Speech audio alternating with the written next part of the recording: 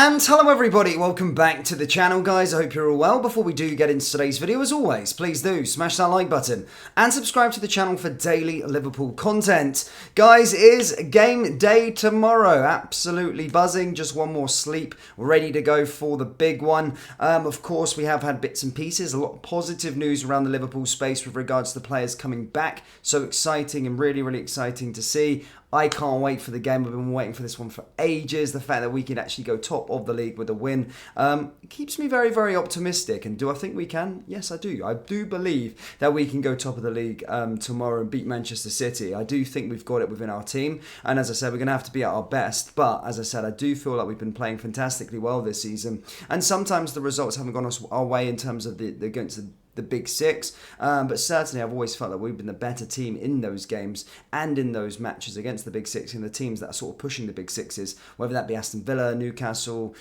Chelsea at the start of the season was a bit different, Tottenham, well, we all know what happened there. So I do feel like we have been very good, but as I say, a huge one tomorrow, cannot wait. As I said, I spoke about some of the team news in today's earlier video, so if you haven't already seen that, do check it out. But in today's video, guys, we're going to be discussing more about the transfer window, as it does seem as though another twist has happened and another twist has occurred. We're also going to be going over what Trent Alexander-Arnold said as he's set his sights on winning the league title this season and believes that we're good enough to do so. And then we're also going to see what Jurgen Klopp has said with regards to his belief in Janao Quansah, with Virgil 2.0 being a nickname that's branded about. But let's start with the vice captain. Let's see what Trent Alexander-Arnold has had to say. He believes Liverpool possess all the necessary ingredients to challenge Manchester City for the Premier League title this season. As we stated, the Reds just sit 1 point behind the reigning champions and current league leaders as they prepare to face them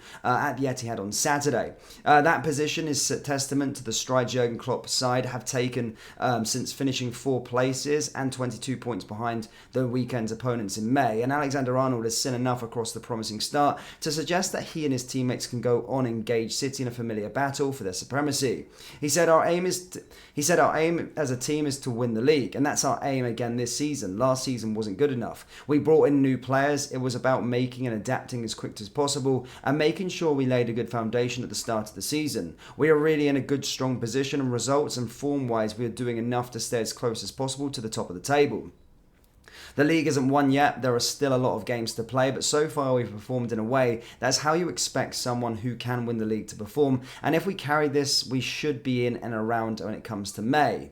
As he said, talking of the title challenge may perhaps come as a surprise to some, given Liverpool coming off the back of a 5th place finish meant they missed out on Champions League qualification, but Alexander-Arnold is convinced that a squad that underwent significant surgery over the summer can do so much more than simply push for top 4. He added, being in 3 champions where we should have won the league if it wasn't for City. Obviously we won and we were close in 2 more. You get a feeling that you know what you're capable of doing. Looking around the dressing room at the players that we have got, the team in the spirit, the vibe around the team, that the challenging for the league is something that we feel is achievable. If that wasn't the case, I would not be here saying I want to get back in the top 4, because I genuinely believe that there's nothing wrong in that team. A team that has just finished outside the Champions League places, there is a rebuild going on and new players and a lot of senior players have left. It would be very normal to say get back in the top 4 and push on from there, but challenging is something that we believe we can achieve. This is where our sights are at. It doesn't happen, we have ourselves to blame, and we'll focus on that if it happens.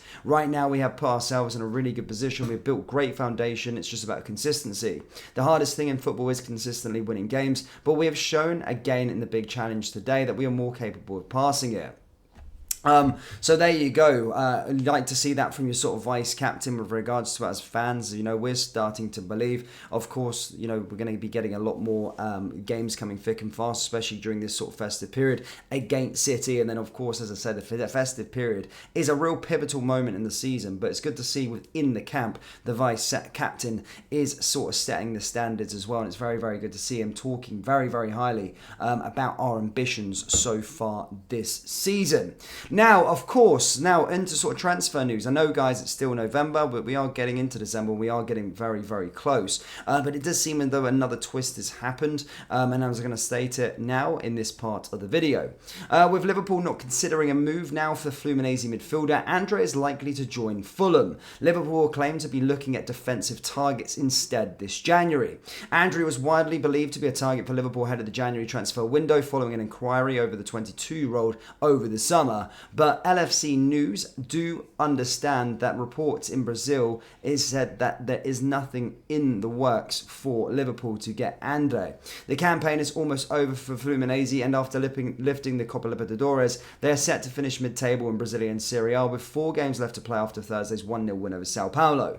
Their number 7 is then expected to depart for England, though its most likely destination is Fulham. According to multiple reports, Fulham have moved ahead of both Liverpool and Manchester United after face-to-face talks with the Brazilian last week. The fee is said to be around £30 million, and while Man United have only inquired so far, Liverpool are described as out of the race. Fulham can get a clear run at Andre then, with Liverpool instead looking at defensive targets ahead of any potential additions in January.